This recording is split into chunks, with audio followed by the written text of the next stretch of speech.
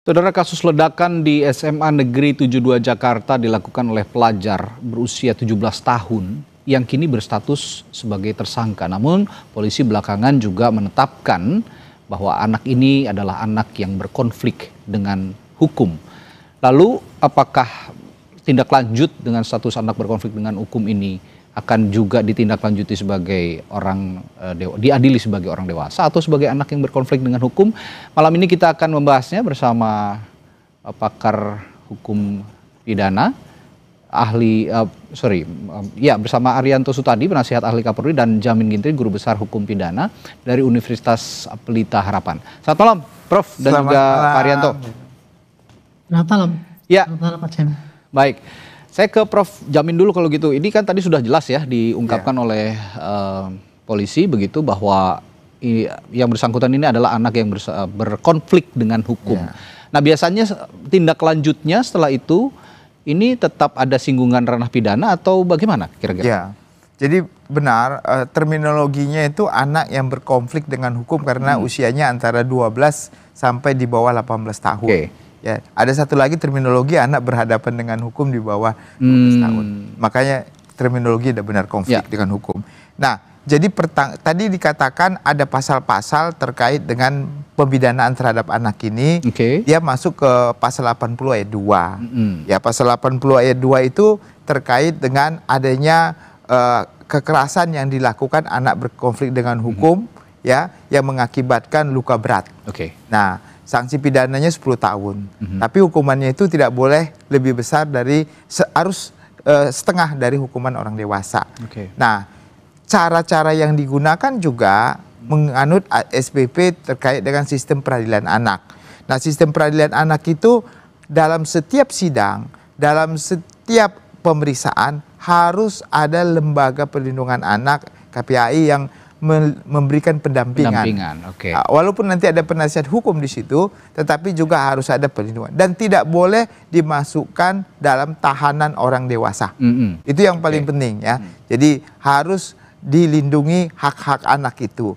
Karena apalagi kalau ini kan dia tadi katakan motifnya nggak ada, motifnya karena berasal dari keadaan rumah tangga yang nggak beres dalam keluarganya, perhatian, kurang perhatian dan segala macam itu.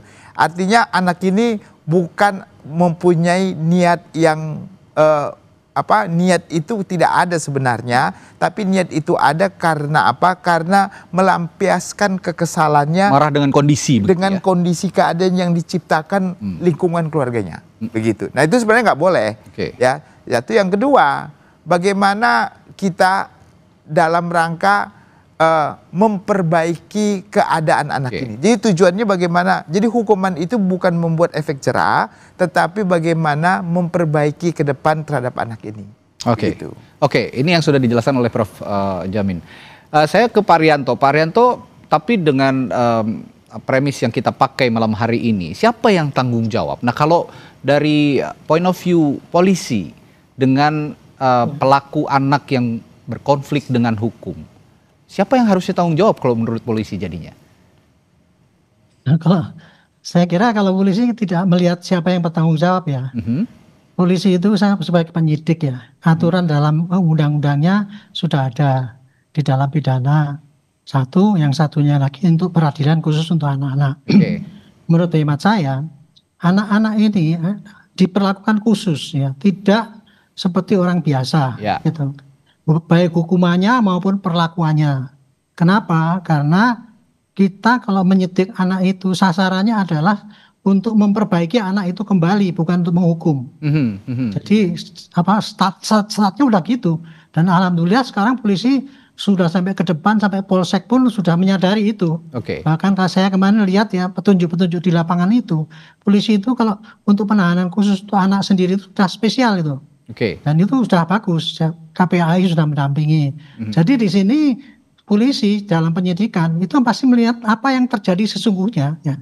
Yang sesungguh-sungguhnya terjadi itu dari kajian apa yang terjadi, ya. Kemudian siapa yang melakukan dan kemudian mengapa orang itu melakukan. Disitulah diungkap sesungguhnya sehingga kita bisa menentukan apakah ini melanggar undang-undang apa tidak, gitu. Kalau itu memang melanggar, ya itu pasti nanti akan disidik dan kemudian akan diteruskan. Tetapi untuk proses selanjutnya, seperti tadi saya katakan, kalau penghukuman pada anak ini kan sekarang kan bukan untuk menghukum mereka. Ya. Apalagi sekarang berkembang restorasi justice. Ya. Itu nanti kita melihat itu. Kemungkinan menurut saya sih ya, disidik apa adanya, kemudian nanti diperlihatkan motifnya apa dan sebagainya. Dan kemudian nanti dibiarkan itu berjalan terus. Nanti bagaimana keadilan yang berlaku di masyarakat itu menuntut seperti apa, itulah kira-kira yang ditempuh oleh polisi. Oke. Kira-kira gitu. Oke, nah dalam proses penyidikan ke depannya, misalkan nanti ditemukan bahwa ini memang dinyatakan satu tindakan yang melanggar begitu ya. Nah dalam penyidikan ke depannya, apa yang bisa dilakukan polisi untuk menjamin hak-hak anak yang berkonflik dengan hukum ini terpenuhi? Iya. Polisi di sini adalah melihat ya aturan apa yang harus dikenakan kepada anak-anak yang berhadapan dengan hukum itu tadi ya.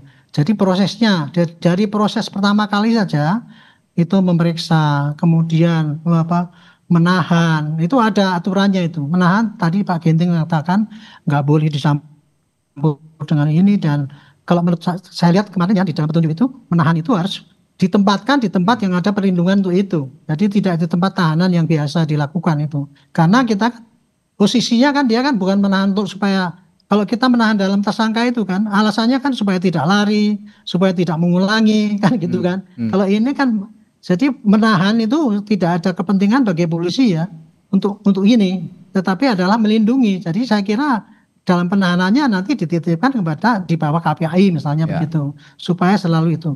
Kalau diperiksa selalu didampingi, tidak boleh dipaksa dan kemudian dipancing-pancing dengan ini, diperlakukan yang tidak ini.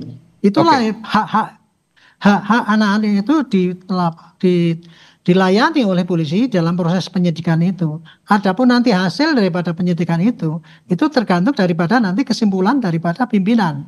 Apakah itu nanti bisa dikenakan restorasi justice apa tidak, itu pasti pimpinan juga akan melihat apa yang berkembang di masyarakat sekarang ini. Kan sekarang keadilan kan mengendaki yang kayak gitu, tidak hanya apa yang tertulis dalam hukum dan kemudian polisinya budek kayak gitu, kemudian hukum selesai, kira-kira gitu. Baik. Tapi begini, saya ke Prof. Jamin. Prof. Jamin, kalau dari perspektif hukum, masyarakat juga kan menilai bahwa meskipun ini masih anak di bawah umur begitu ya, masih berstatus anak yang berkonflik dengan hukum, tapi ya setidaknya kalau bisa kita katakan bukan hukuman, diberikan pelajaran yang terukur begitu, supaya anak ini juga tidak melakukan hal serupa, tidak melakukan tindakan kekerasan yang sama di kemudian hari. Lalu dari perspektif hukum sebenarnya apa yang bisa dilakukan dan proses hukum seperti apa yang nantinya diterapkan kepada anak yang berkonflik dengan hukum ini? Ya, baik. Jadi kalau tata cara memberikan sanksi kepada anak yang berkonflik dengan hukum, tujuannya bukan efek jerah. Oke. Sekali lagi bukan efek jerah. Jadi tujuannya agar anak ini tidak lagi melakukan itu, dia sadar adalah perbuatan itu tidak baik. Ya. Dan dia harusnya diserahkan ke lembaga yang bisa menangani efek kejiwaannya. Ini anak ini sebenarnya korban dari keadaan lingkungan, keadaan keluarga bisa jadi. Jadi kita perlu membinanya dengan cara mengembalikan percaya dirinya, mengembalikan keyakinannya kalau dia bisa melakukan yang terbaik buat masa depannya dengan tidak cara seperti ini.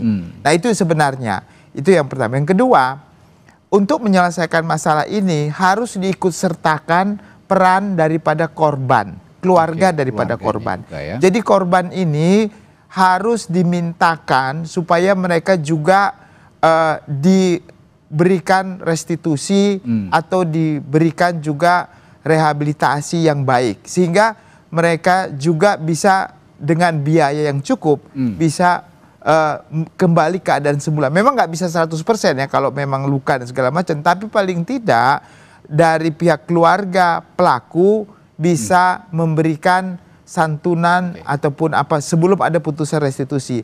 Inilah menjadi salah satu faktor yang sudah tadi disebutkan sebagai bentuk restoratif justice. Jadi kalau ada pemaafan dari keluarga dan itu bisa dilakukan kesepakatan untuk tidak dilanjutkan ke tahapan berikutnya atau sampai ke pengadilan. Ini supaya clear juga, Prof. Saya juga ingin bertanya bahwa ini kan proses hukum berjalan gitu ya, penyidikan di polisian nanti naik ke persidangan dan segala macam.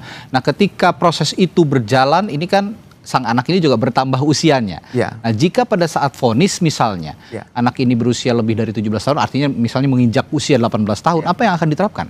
Ya tentu kalau dia pelaku tindak pidana itu berdasarkan tempus delicti, kapan dilakukan perbuatan pidana itu. Oh, jadi dilihatnya pada saat dia melakukan. Ya, melakukan perbuatan itu. Kalau melakukan perbuatan itu sebelum 18 tahun, proses yang berjalan mengakibatkan dia waktu diputus dia itu umurnya 18 tahun, maka pada saat dia melakukan perbuatan itu. Jadi kita nggak seperti di Amerika menunggu dulu disidangkan sampai dia berumur 18 tahun karena dia merasa nggak punya rasa bersalah, tidak menyesali perbuatannya. Kalau yang ini kan kita lihat nggak sampai seperti itulah. Saya lihat orangnya juga merasa terpukul ya, artinya dia sendiri jangan-jangan dia juga tidak menyadari apa yang dia perbuat, ya seperti orang halusinasi aja begitu, tiba-tiba ya melakukan itu tanpa disadari gitu. Jadi dalam konteks pidana juga kalau orang melakukan tanpa disadarinya, dia tidak sadar ada tidak punya niat dan segala macam, saya kira ini perlu diselesaikan melalui konflik ini dengan restoratif justice. Nah, dari kacamata hukum juga, Prof, nanti saya akan tanyakan anak yang berkonflik dengan hukum ini, seorang pelaku yang melakukan peledakan di SMA 72 ini 3 bulan lagi akan lulus SMA dan akan menghadapi ujian sekolah. Nah, bagaimana, saya akan tanyakan nanti bagaimana hak-hak dia untuk bisa kembali belajar. Tetaplah bersama kami, saya akan tanyakan hal itu setelah jeda di Sapa Indonesia Malam.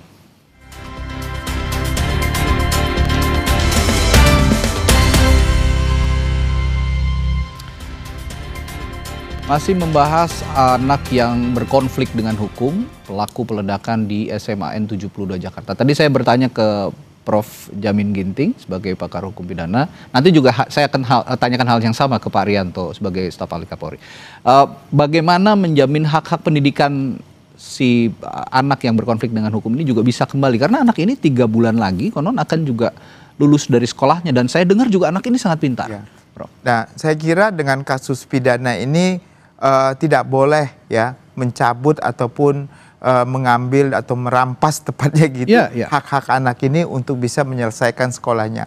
Kalaupun ada trauma di sekolah untuk menghadirkan anak ini bisa mengikuti ujian dan belajar mengajar, tentu bisa dilakukan anak ini dimanapun. Apakah nanti dia kalau seandainya ditahan di tempat khusus, dia juga bisa belajar di sana untuk meneruskan pelajaran, dan bahkan untuk ujian juga harus diperlakukan. Jadi kita nggak boleh merampas. Ini saya lihat ini anaknya punya intelektualitas tinggi. Kenapa saya bilang intelektualitas tinggi? Karena dia berani dan bisa menciptakan sesuatu yang seusia anaknya belum tentu bisa melakukan hal yang sama. Jadi kalau sebagai suatu negara, saya sarankan anak ini dibina saja gitu, dibina. Bahkan kalau nanti tamat SMA gitu ya, bisa pemerintah menempatkan dia contohnya di Universitas Pertahanan kita. Nah, di sana nanti mudah-mudahan nanti di sana bisa dibina sehingga bisa menghasilkan suatu karya yang cukup besar dengan kemampuan yang dia miliki, tetapi by supervision. Supervision, karena anak ini bisa bahaya kalau nggak disupervisi. Fully advised begitu ya, semua melakukannya full advised. Tapi satu yang kita dapatkan, ini anak mempunyai intelektualitas yang cukup tinggi. Tinggal bagaimana pengawasan dan mengarahkannya saja. Baik, saya ke Pak Arianto. Pak Arianto, pertanyaannya sama kurang lebih, tapi dari perspektif penyidikan yang juga bisa mempertimbangkan hak-hak pendidikan sang anak. Misalnya dalam proses penyidikan, apakah hak anak yang berkonflik dengan hukum ini juga masih bisa belajar, masih bisa mengenyam pendidikan, mekanismenya bagaimana Pak Arianto? Ya, kalau saya melihat ya gini, sekarang polisi itu lagi ada perubahan, Pak, perubahan paradigma. Bahwa kita dalam menegakkan hukum itu, kemarin dikritik para aktivis itu, karena kita masih terlalu mengedepankan represif daripada pencegahan. Nah, sekarang ini polisi itu sudah berubah sekarang kita. Di dalam menangani gangguan kamtipmas itu, kita itu penegakan itu hanya yang terakhir saja. Tapi yang lebih dikedepankan adalah preventif dan bahkan preemptif. Makanya ini dengan adanya kejadian ini ya anak sekolah berbuat begitu yang berakibat seperti itu, maka arah kita larinya kepada tidak pada penghukuman anak itu. Tetapi bagaimana caranya ke depan ini jangan sampai kejadian ini terulang. Makanya kita sekarang akan memberikan pada pihak yang lain untuk ikut serta, jangan sampai yang ini diteruskan gitu. Termasuk juga pembinaan itu ya, pembinaan pada anak-anak itu. Itu kita merangkul pada semua stakeholder itu supaya kita sama-sama seperti tadi Pak Jimin katakan tadi bahwa semua harus ikut serta di dalam mencegah itu gitu. Jadi kalau estimate saya ya dalam kasus ini kira-kira nanti begini, dalam penyidikan apa sebagainya, anak itu tidak akan terganggu sekolahnya, yakin deh. Ya gitu. Jadi dan kemudian nanti akhirnya juga tidak sampai dihukum dalam arti seperti dihukum seperti biasa itu supaya orang itu jerah gitu ya. Tetapi hanya ditempatkan di satu tempat yang tetap dalam pembinaan sehingga dia tidak kehilangan marwahnya itu untuk menjadi pemuda yang anak berbangsa. Pak Arianto, tapi ngomong-ngomong soal pembinaan ini saya juga terpikirkan untuk bertanya satu hal ini. Ngomong-ngomong soal pembinaan, bicara soal pembinaan, pernah ada study case dari Polri misalnya anak yang berkonflik dengan hukum dibina dan akhirnya benar-benar berhasil di kemudian hari dan benar-benar menyadari apa yang dia lakukan itu salah, atau ada juga study case bahwa ada yang tidak terpengaruh dengan pembinaan yang dilakukan oleh proses hukum tadi? Kalau saya nggak tahu ya apakah ada suatu kasus apa tidak. Tapi saya hanya mengamati orang per orang. Waktu kita dulu berdinas itu, kita sudah melakukan itu Pak. Karena dulu polisi itu kan punya 3 ya kalau kita mengatasi gangguan kamtipmas tadi saya sampaikan tadi preemptif, preventif dan represif. Saya pribadi pernah Pak membina anak-anak yang dulu melanggar gitu, kemudian kita bina dan kemudian dididik menjadi anak yang baik. Seperti saya Pak, banyak yang dilakukan. Dan berhasil semuanya ya? Iya, tapi ada juga yang memang gagal gitu ya. Dan kemudian gitu. Tapi saya nggak pernah mengadakan studi itu, jadi nggak tahu berapa persentase. Tetapi upaya memperbaiki anak-anak yang itu.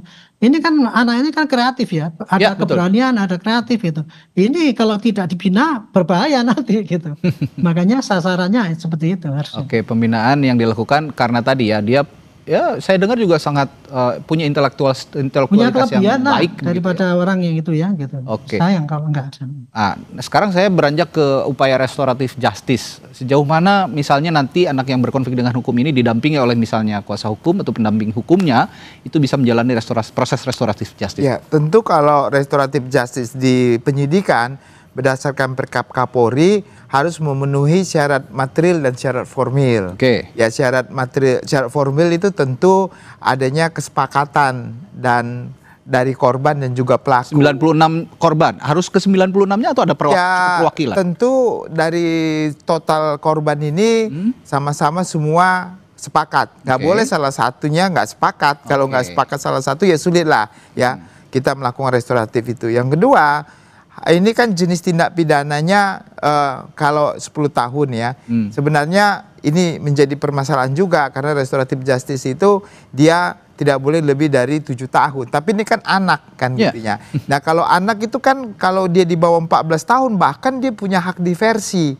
Jadi kembalikan kepada orang tua. Saya kira restoratif justice juga harus bisa diberikan kepada anak ini. Kalau diversi mungkin karena sudah di atas 14 tahun, ya dia masih belum bisa mendapatkan, sebenarnya bisa juga diberikan tapi tidak secara otomatis begitu. Jadi bisa diberikan tidak secara otomatis. Kalau di bawah 14 tahun secara otomatis. Jadi saya berharap sih konsep itu bisa juga diterapkan kepada anak ini begitu.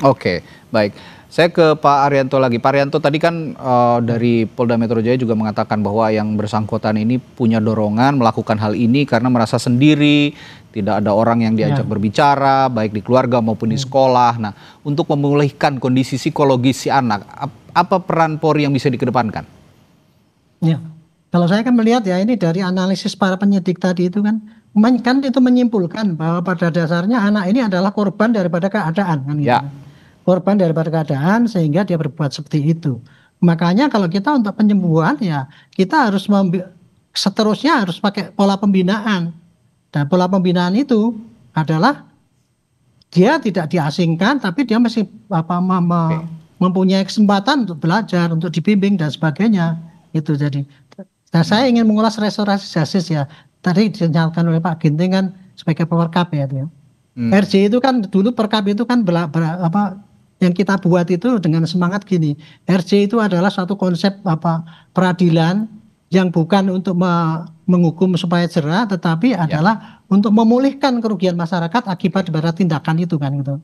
Nah, syaratnya adalah pulihnya itu adalah saling memaafkan, kemudian kerugiannya dikembalikan, dan kemudian lingkungan bisa menerima itu. Itu kurang lebih syarat-syarat yang sebetulnya masuk di dalam perkap itu. Jadi gitu. Baik. Jadi tidak hanya semata-mata semua memaafkan, tapi tidak, lingkungan semua itu bisa menerima perdamaian itu gitu.